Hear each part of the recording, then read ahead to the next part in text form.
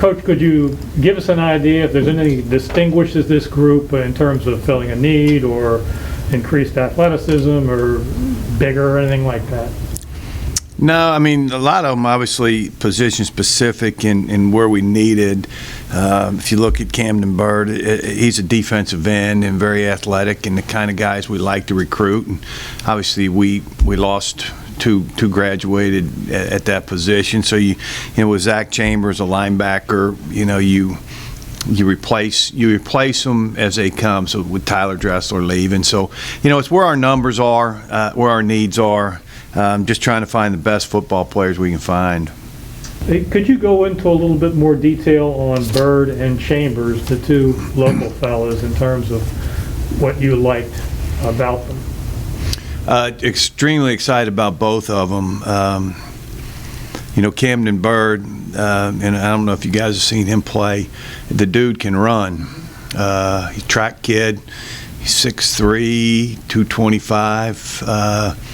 He can go, and he plays with a great motor, and we're thrilled to have him. I mean, we're very fortunate we got him, and I think he can be a tremendous pass rusher here. With Zach, we actually had Zach in camp, and he'd been on campus quite a bit. Got to know him and his family. Went and watched him play. I went and watched him play against, I think, Godwin, and he had a pick in that game and made a bunch of plays. And he's kind of fits our mold for an inside linebacker.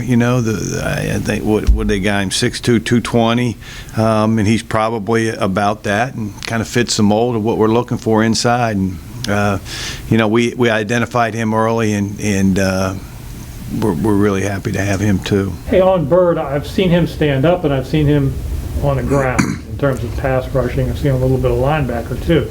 He will be a defensive end for the Spiders. He's going to be a defensive end.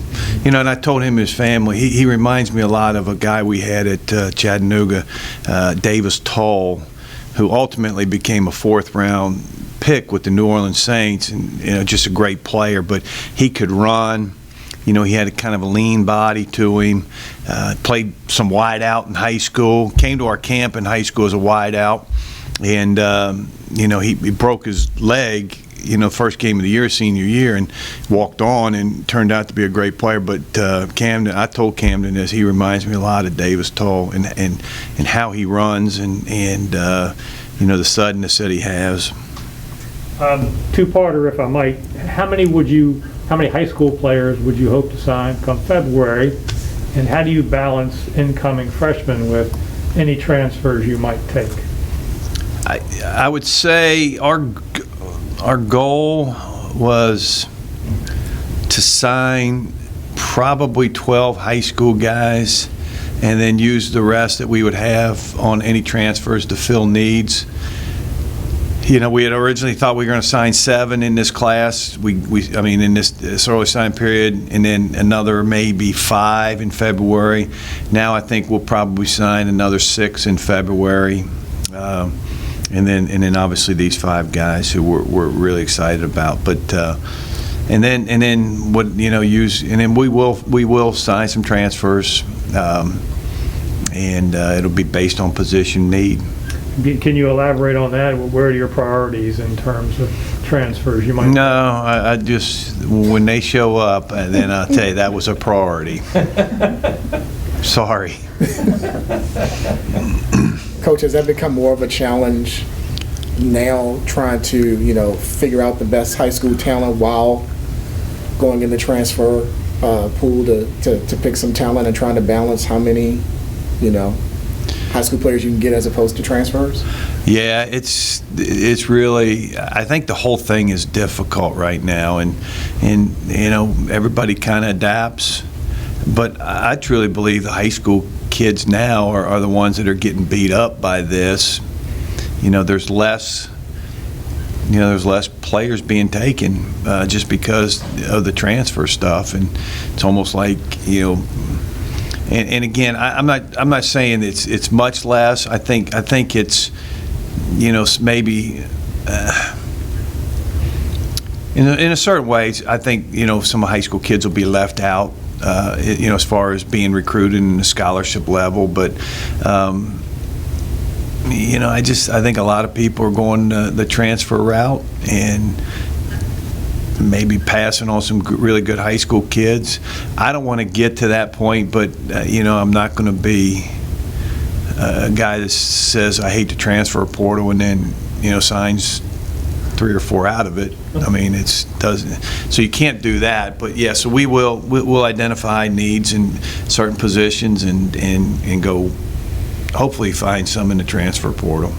If you can you talk about your new offensive coordinator? Sure. Billy Kosh from VMI. Real excited to have him on the staff. I think he's going to do a tremendous job. He did an excellent job at VMI. Probably, with a little bit less talent than the people they were playing, and scored points and moved the football, and bright young coach, and he's got an excellent future in his profession. We're glad we got him, and so I think he'll be really good. And, help us be better on offense than we've been the last couple years. Coach Huesman, if I could follow up with that, would the air raid system be something now that Richmond uses, or to be determined?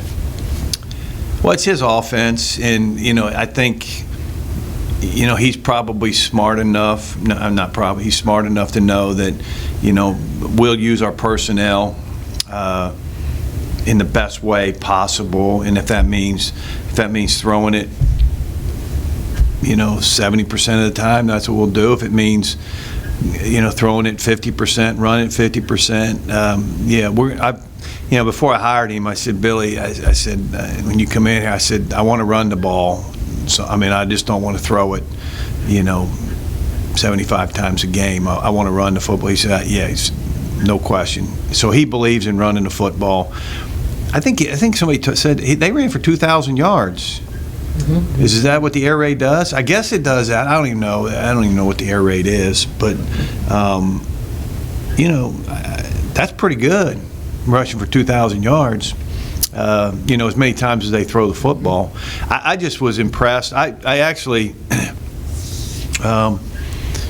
we had the open week, and I went up to VMI and watched them play Chattanooga. Not to watch Billy or VMI, to watch my son at Chattanooga, and I walked away thinking, man, how? Because Chattanooga had a great defense, and I said, how did they?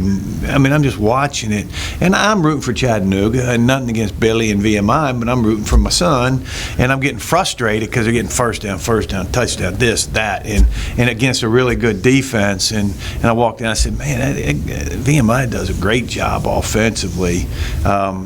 And then when I decided to make a change, I went back and watched a lot of the film. I probably watched 8 or 9 games just to kind of get an idea. And he's excellent football coach, and I liked what they were doing. So it didn't stand out to me like, wow, they're just throwing it every snap. They threw it a decent amount, but it didn't have that feel like it was always throw, and they ran it pretty good. Coach, do you have projected spring ball dates yet, or still? Yes. Do you don't even have those, do you? Yeah, me and Schroe figured those out. We are going to start on Saturday. It's February 28th, a Saturday? 26th. 26th. So we'll start on that Saturday. We'll go Saturday, Tuesday, Thursday, and then we got spring break, and then we'll come back and go once we get back every Tuesday, Thursday, Saturday until spring game on the 9th, I guess. April 9th? April 9th. Okay. Do you anxiously anticipate that, or would you prefer to have a spring season? I see you haven't lost your sense of humor there. No. Spring, I want a regular lifting cycle, a regular mat drill cycle. I want a regular spring practice in the spring.